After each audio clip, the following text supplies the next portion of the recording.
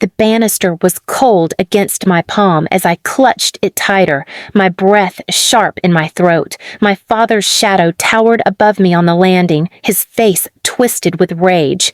He shoved the stack of loan papers against my chest so hard the edge sliced my skin through my shirt. "Sign it," he growled, his spit flying onto my cheek. "You're nothing but a vessel for my signature, do you understand? Useless without us." "I told you I can't," I whispered, one hand pressed instinctively over the curve of my belly. My baby had become my shield, my reason to fight back, but standing there I felt smaller than ever. "It's not my debt. I won't put my name on it." Please subscribe to our channel and tell us in comments from where are you watching this video. From the living room, my mother's laugh rang out like a bell, sharp and cruel. "Oh, Harold," she called, not even looking away from her magazine. "Don't waste your breath. She's too stupid to understand what loyalty to family means. That child she's carrying, worth less than dirt." Something in me cracked, but before I could answer, my father's elbow smashed into my collarbone, sending a sickening jolt down my body. I stumbled backward, my legs scrambling for footing, the staircase yawning behind me like a trap. "You think that baby will save you?" Dad sneered, his boot lifting and pressing into my stomach just enough to make me gasp. "It won't. Nothing will. Sign, or you'll learn what gravity feels like." I gripped the papers and shoved them back at him, shaking my head with a quiet no. His eyes narrowed, that cold glimmer I knew too well, and then he kicked. His foot slammed into my ribs from the side, launching me backward. My scream caught in my throat as I tumbled down step after step, each impact tearing fire through my body. I hit the floor hard, the world spinning, my ears ringing with my mother's voice. "That's what she gets for pretending she's better than the ones feeding her," Mom jeered, her laughter slicing through my panic. Lying broken at the bottom, I curled my arms around my belly, terrified I wouldn't feel movement. A sharp pain knifed through my side, but then, thank God, I felt it. The faintest flutter. My baby was still alive. My father descended slowly, boots echoing against the steps. He crouched beside me, his shadow swallowing me whole. "You'll sign tomorrow," he hissed, plucking the crumpled papers from the floor. "Or I'll make sure there is nothing left inside you worth protecting." I lay there shaking, the metallic taste of blood in my mouth, his words searing into me. That night, as I dragged myself into my room, every muscle screaming, I realized something. This wasn't just about debt papers. This was about control, ownership, and their twisted joy in destroying me. And for the first time, as I pressed my hands against my belly and whispered promises to my unborn child, I swore that if I survived this, they would learn what it meant to lose everything. The days after the fall blurred into a haze of pain and whispers. I woke up in a hospital bed, pale and weak, with the sound of monitors beeping steadily around me. My first instinct wasn't to look at the machines or the IV in my arm. It was to press my hand against my belly. Relief washed over me when I felt a tiny flutter inside. My baby was still alive. Tears filled my eyes, not from the bruises spreading across my body, but from the fragile strength inside me, the one life they couldn't break. The door swung open, and in came my mother, not with flowers or a blanket, but with her usual sneer. She tossed her purse onto the chair and looked at me like I was an inconvenience. "You're dramatic," she said flatly, falling downstairs making a scene. "The doctors think you tripped." "Keep it that way. No one needs to know you're nothing but careless." I bit my tongue. I wanted to scream the truth, but I knew how fast it would be twisted back on me. Mom leaned closer, her perfume choking me. "Your father's furious.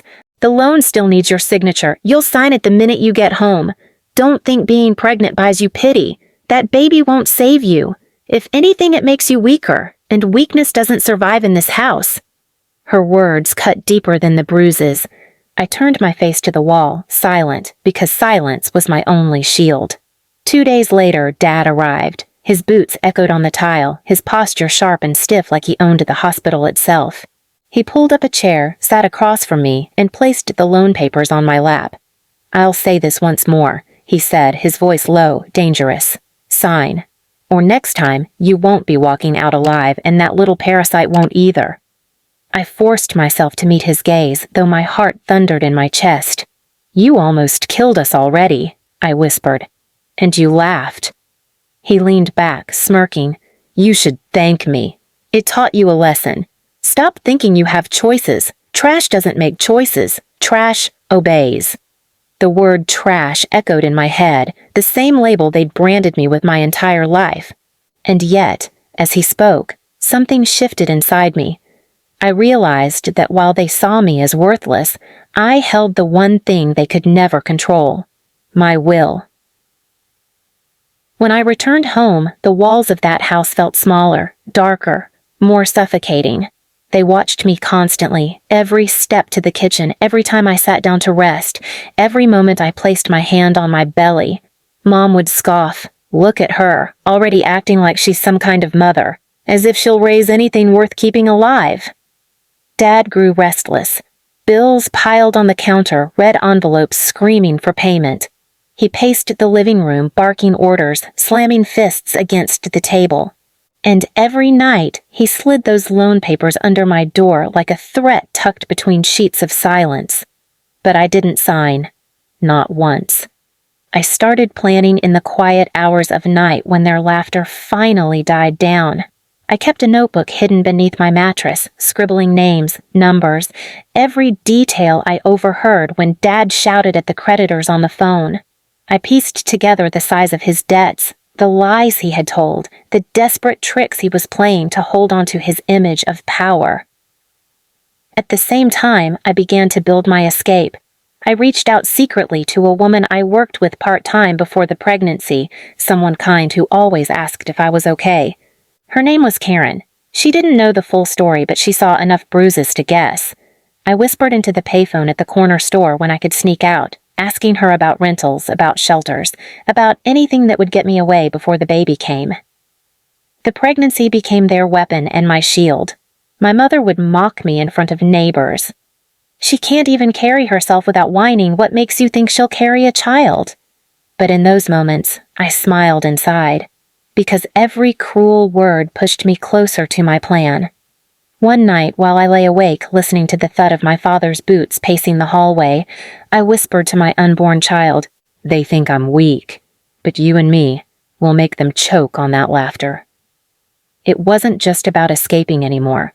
It wasn't even about survival. It was about turning their own obsession, their money, their control, their pride into the very thing that destroyed them.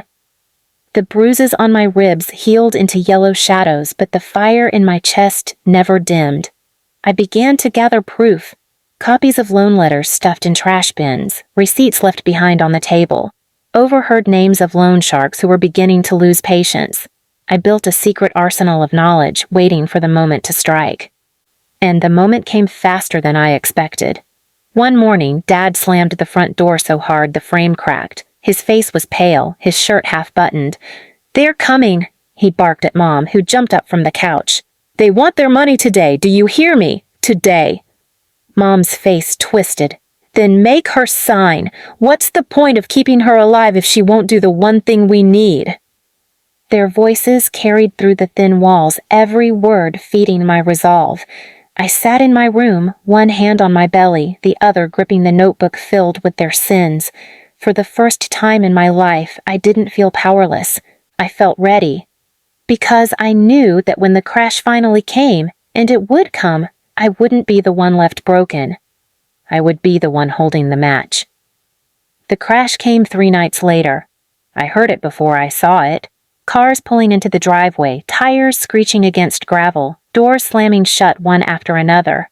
Voices rose outside, sharp and angry, not the kind of voices that asked politely.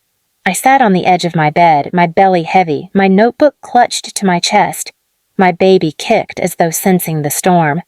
Dad stomped through the hallway, his voice booming. "Stay in your room! Don't you dare come out!" He slammed my door shut, but he forgot something. My window was cracked open. I could hear everything. Rough fists pounded on the front door. Then it flung open. A man's voice thundered, "Where's the money, Frank? You've been lying for months. Tonight we don't leave without it." Dad's tone was desperate but still dripping with arrogance. "You'll get it. I told you my daughter's signing the loan any day now. She's just stalling." The man laughed bitterly. "We're not in the mood for fairy tales. We know she hasn't signed. We know she refuses. That means you're out of tricks." I pressed closer to the wall, my breath steady, because this was the moment I had been waiting for. Every receipt I'd hidden, every debt notice I'd copied, every whisper I had collected, it was all leading to this collapse.